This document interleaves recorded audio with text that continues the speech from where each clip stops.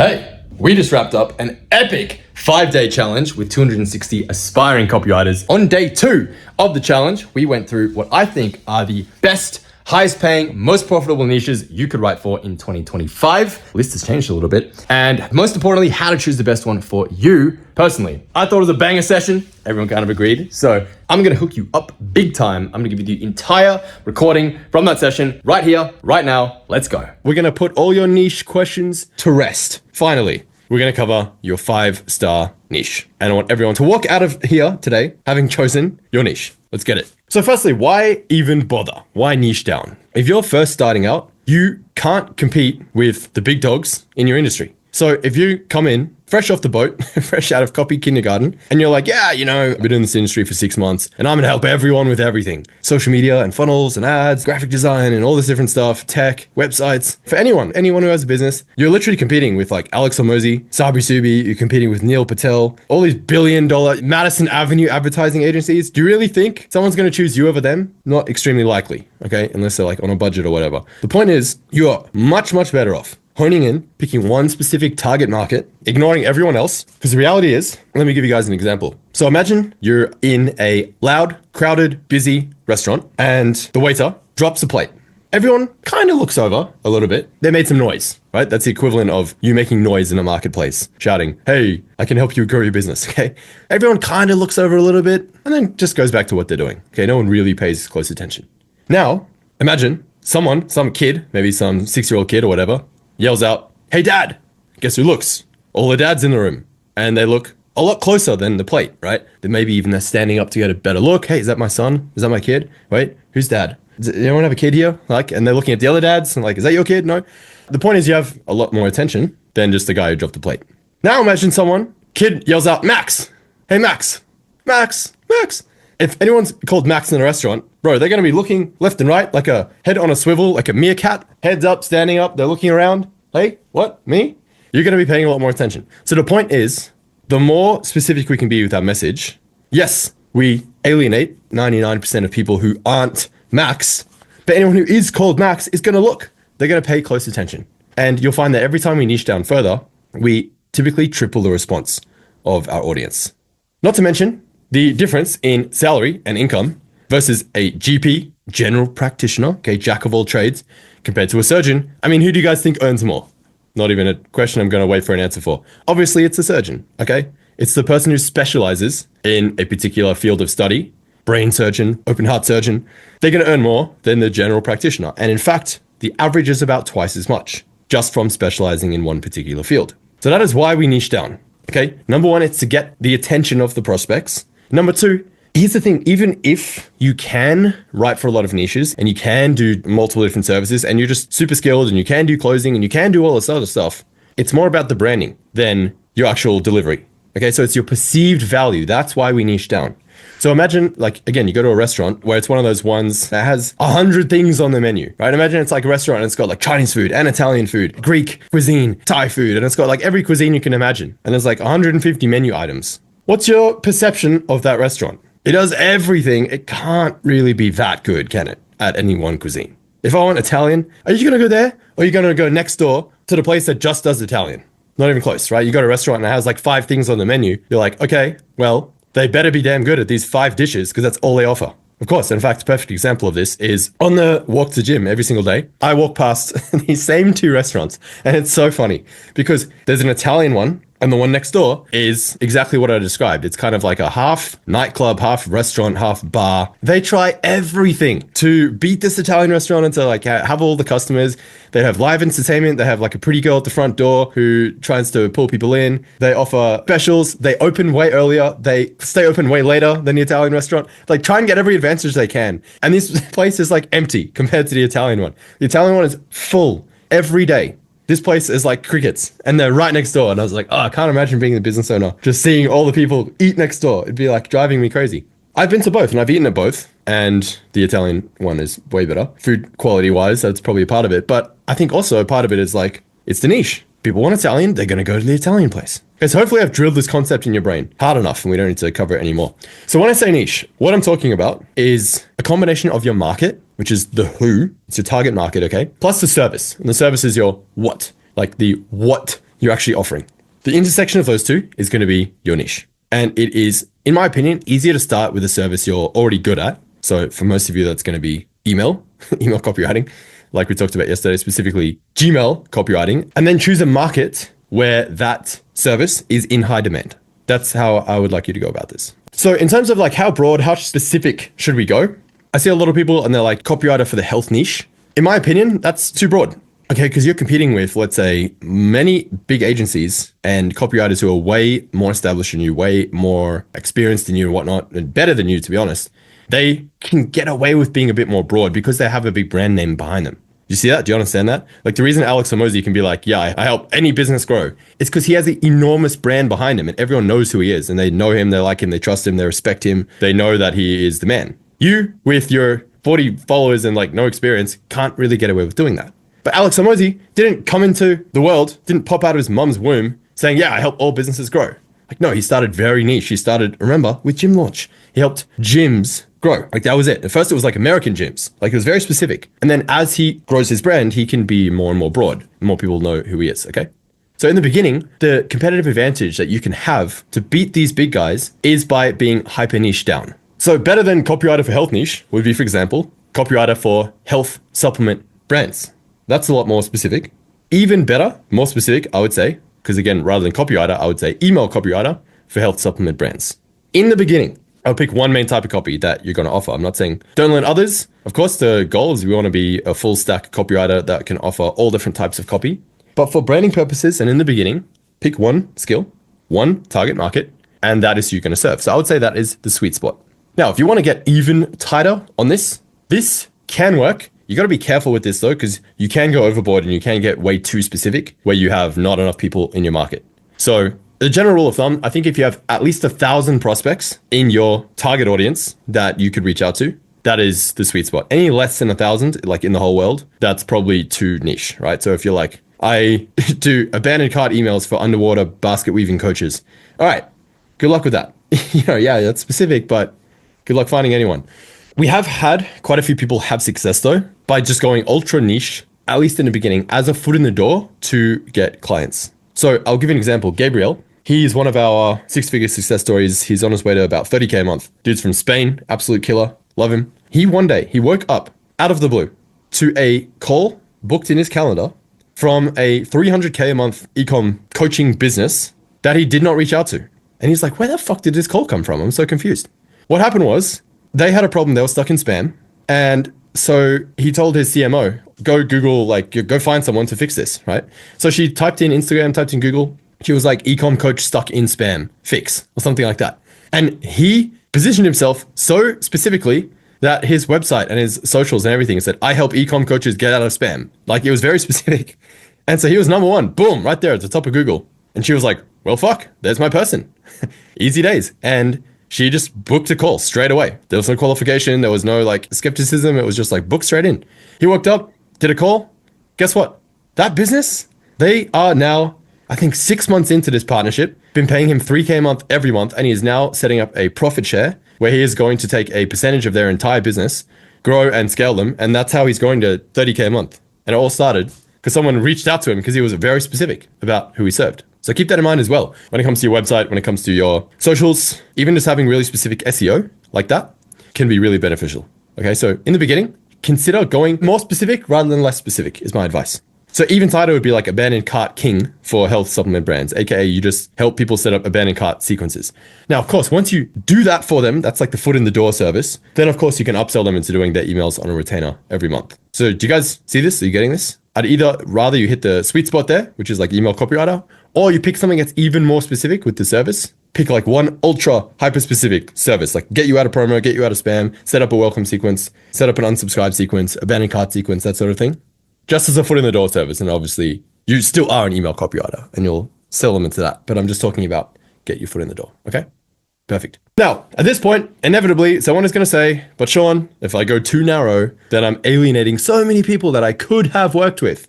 Well, my question is, of these two nets, which is more likely to catch fish?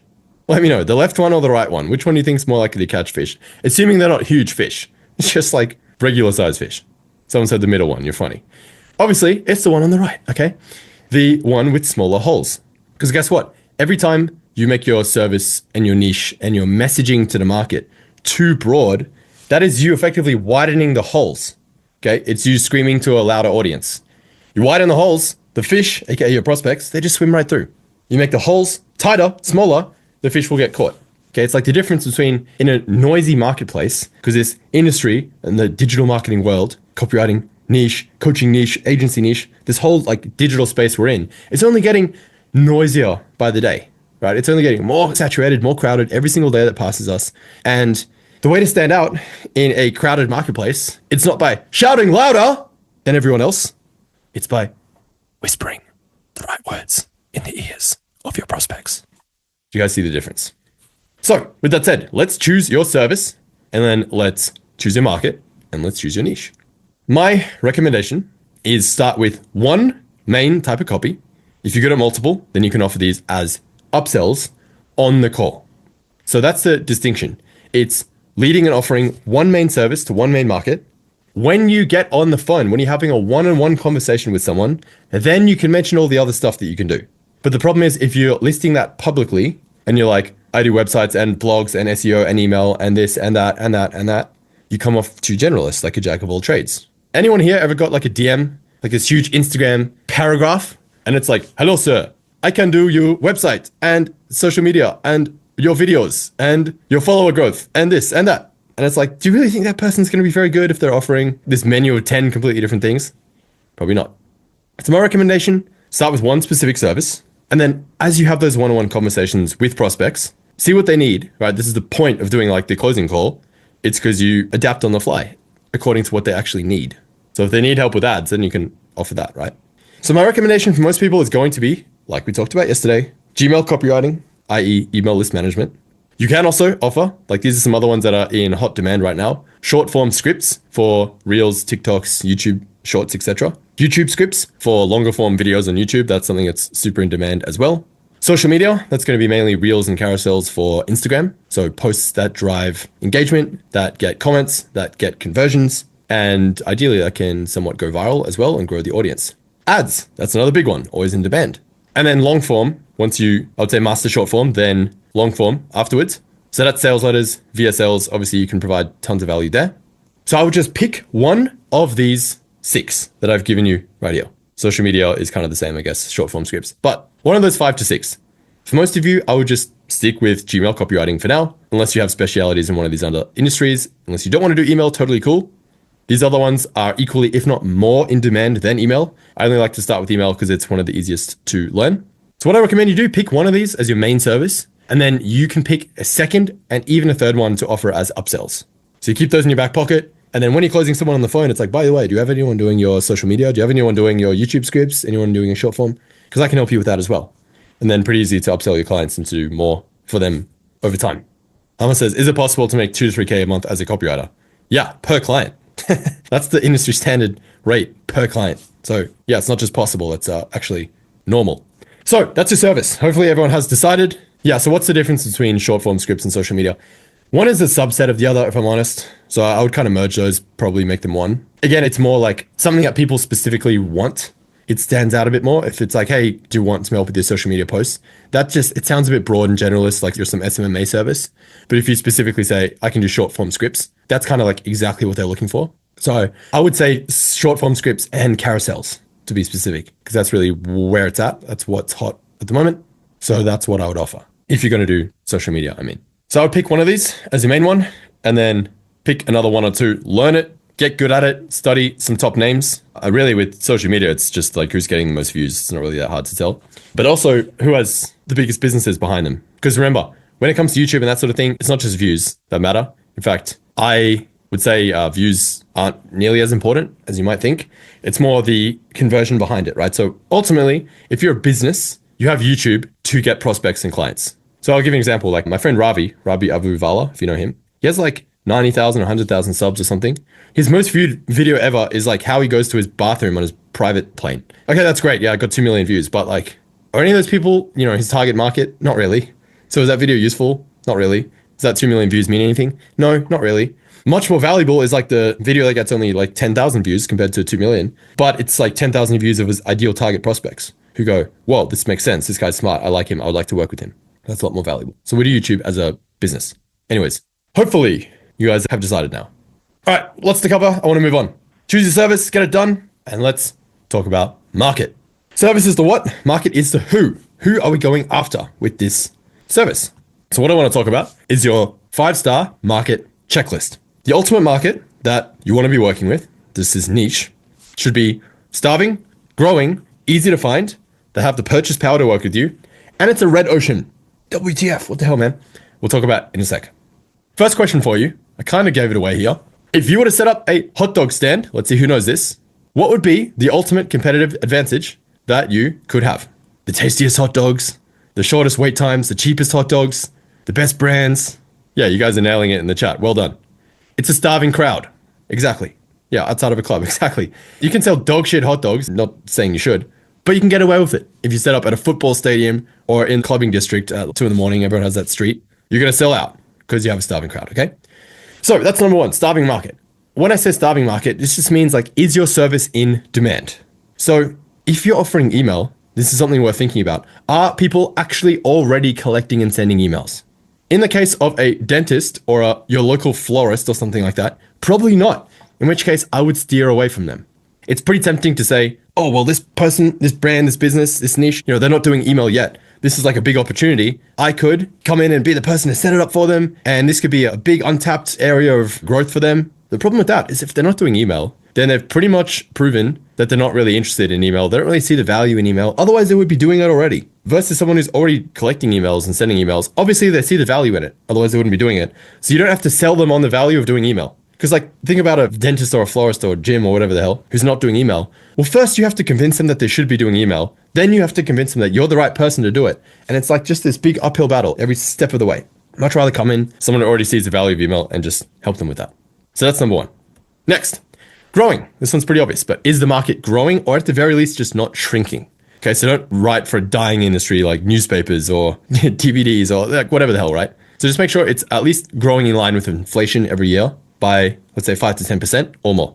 And then you're good. The faster, the better. Number 3, is it easy to find? This is something a lot of people overlook. Whatever niche you choose, are they actually searchable on Google and social media? Do they publicly identify, like self-identify as whatever that search term is? So for example, a lot of people say, I want to work with like BizOp coaches. So business opportunity. Essentially, that means make money online coaches. The problem is if you're saying, I help BizOp coaches grow their revenue with email or whatever, well, most BizOp coaches don't really refer to themselves as BizOp. Okay, BizOp is the umbrella term that refers to all of them, but that includes real estate and e-com and copywriting and sales and Amazon FBA and Shopify and whatever.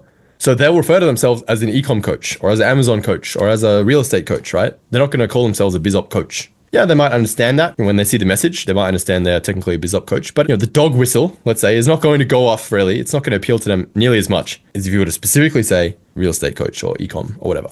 So keep that in mind. Next, pretty obvious, but I think it's worth mentioning. Are they able to actually buy? If your client isn't making healthy profits from their business, guess what? They ain't going to be able to pay you. So if you come in, you're like, oh, this business is struggling. They barely keep the lights on. I'm going to come in and be the miracle maker. I'm going to turn their business around. Yeah, guess what, buddy? They're already struggling. It's going to be pretty difficult for them to just pay you $3K a month up front or whatever to start working together. Okay. So I would tend to avoid life coaches, spiritual coaches, charities. If you want to help charities later, amazing. By all means, do it. But when you're starting out, you're just trying to make money. If you want to work for free to help a cause you care about, that's amazing. Go for it. But if you get paid, then I'll choose a different niche for now. Okay. Music, there's some exceptions we'll talk about later. Like teenagers, startups, under 6 figures, that sort of stuff. Okay. Basically businesses that are kind of broke. Just stay away from them. Right. Next, red ocean. This one is controversial because a lot of people will always say you should go after the blue ocean where there's no competition. I take a firm stance in disagreement with that. I think red ocean is what you should go after. So when I say red ocean, I mean an industry that is kind of a bit saturated, where there's a lot of copywriters in that space because it's proven. And so what I'm saying here is your market proven? Are there already lots of copywriters making great money writing in that space? If so, it means it's proven. If you say, oh, I found this amazing niche over here, there's no copywriters in this space, I'm a category 1, this is amazing, I'm going to have no competition. Well, there's probably no copywriters in that space who are making good money for a reason. So leave blue ocean to offer owners, right? You are a service provider. You're trying to make 10K a month here. We're not trying to launch $1 billion empire and disrupt an entire industry. Okay, leave that to the Uber startups or whatever who want to revolutionize the world, and like they can go find the blue ocean, take a huge risk, invest millions of dollars, and maybe it works out and maybe it doesn't. Leave that to the Silicon Valley capital guys, okay? A red ocean is still a fucking ocean. You guys don't understand how tiny, like, there is so much room in an ocean for some piss tiny little 10K a month business to fit in there. 2 to 3 clients, 4 clients, 5 clients, whatever. Very small. So is it proven? Are there already copywriters making good money in that space? So the bottom line here is help winners win more rather than helping losers win. That is a good litmus test. So work with businesses that already understand the value of good copy. And this is going to be mostly online businesses like ecom, coaches, personal brands, etc. So here's what I want you to do right now. I'm going to put 60 seconds on the clock. Grab yourself a notepad and pen. Gmail copywriter for 6-figure dildo companies. Nolan, go for it, man. Let me know how that goes. For sure, though, sex toys, that sort of thing, that's a big market. You could absolutely do that. All right, everyone's got it. Beautiful. So here's what I want you to do.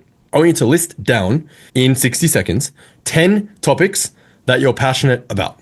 So ignore everything I just said about the what's realistic, what's not realistic, what are you knowledgeable about, or what are people willing to pay for? Put all of that aside for a minute. Purely just topics that you're passionate about. Even if you think there's no way this is a niche or anyone would pay me anything to write about this, just suspend that for now. What are some topics that you would love to babble about given the chance? Some things you naturally just like to talk about. If you could get paid 200 grand a year to write about anything, what would you want to write about? List out as many as you can. 60 seconds. Clock starts now. Wrap it up there. Wherever you're at. Stop. Eyes back to me. Action step number 2. I want you now to make a second separate list. List out 10 topics that you have some knowledge about or experience in. So this could be a field that you used to study. It could be a field you currently study. It could be current or in previous industry that you work in or used to work in. Family background, interests. So for example, if you grew up and your dad was a grease monkey, he was a mechanic and you just nonstop talked about cars, well, you probably developed some knowledge about cars without even trying. Maybe your mom was a friggin' professional soccer player or whatever, so you just know a lot about soccer, right? So family background, interests, industry, and so on. Essentially, what are 10 topics that you would say you know some shit about? Even if it doesn't interest you, separate list. Okay, 10 topics you have some knowledge about or experience in. Give you 60 seconds once again. All right, 10 more seconds. My 8th is illegal drugs. Nice. There might be a market for that. I don't know. Underground copywriter for the illegal drug trade. Awesome. Right, so chaps. So what we're going to do now that you have your 2 lists is compare your lists. Is there any overlap? Did you write the same thing on both lists? That could be a great starting point. If so, if there is some things there where you're like, I know a lot about this and I'm interested in it. Ooh, well, that could be the start of something. So if so, I want you to run it through the demand filter, aka the 5-star checklist from earlier. Does it meet at least 4 out of 5? Ideally 5 out of 5. Starving market, is it growing? Is it easy to find? Do they have purchasing power? I'd say the purchasing power is a must. I'm sorry, that's got to be one. But there has to be a demand for it. They have to have money. They have to be identifiable. Let me know, does anyone have one that was on both of your lists and passes the 5-star market checklist? Pets, yep, for sure. It's a great one. Real estate, gym, sales, fitness and wellness. I'd say that's a little broad. We can niche down a bit. International travel, that's great. Agencies, yep.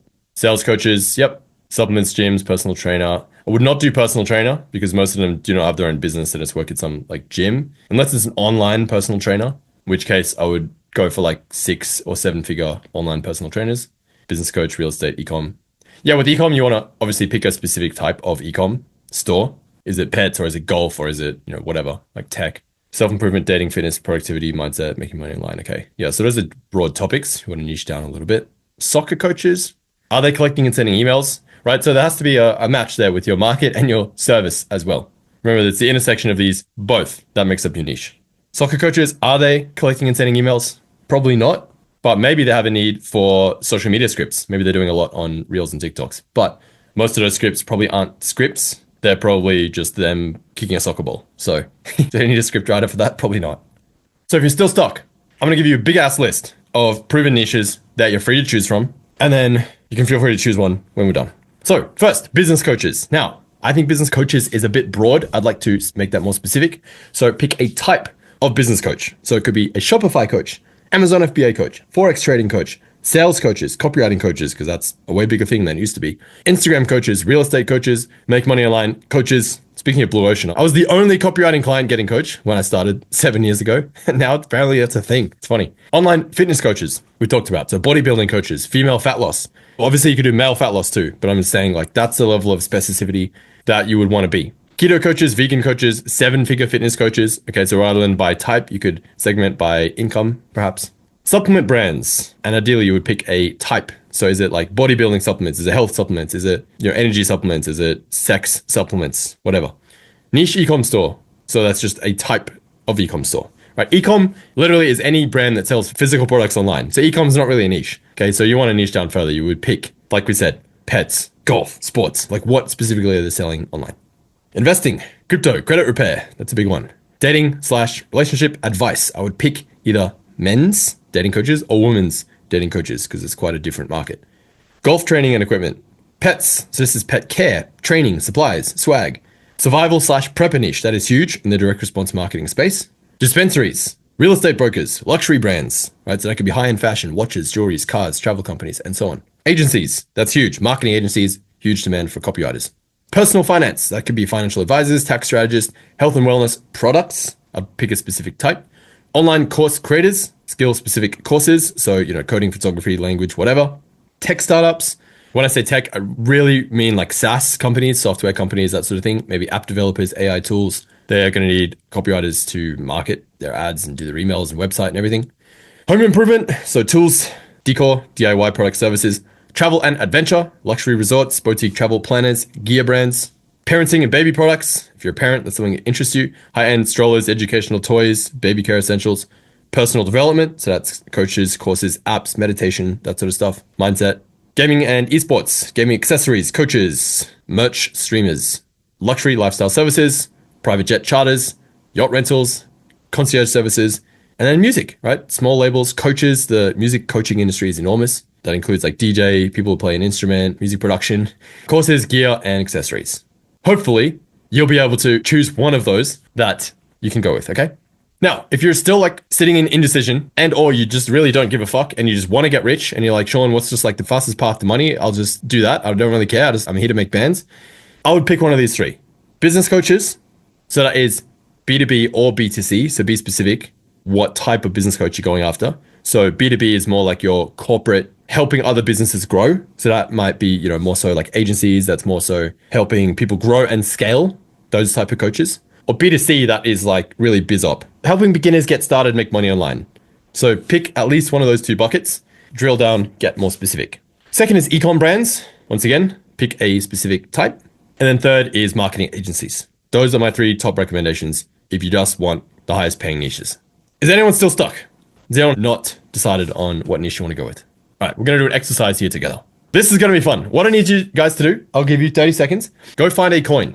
We're going to be doing the big brain, the big brain coin exercise. All right, here's what we're going to do. Ladies and gentlemen, check this out. So, step one, I want you to list 3 niches that you could write for. So if you couldn't decide, pick 3. Out of all the ones I just mentioned, or out of all the ones that you came up with on your own, write down your top 3 that you could see yourself going for. I'll give you 30 seconds. Pick your top 3. I think everybody's got it. All right, phenomenal. Step 2, axe the bottom one. Between you and me, we both know there's one on that list where you're just not convinced. You're looking at the 3 and you're like, there's one of them where you're like, really, I just don't think I'm going to do that. You probably already know what it is. Axe that bad boy, cut it off. We want to be left with 2. Make a decision. Wonderful. All right, ladies and gentlemen, it is time. Oh yeah, get a coin. Get something that you can flip.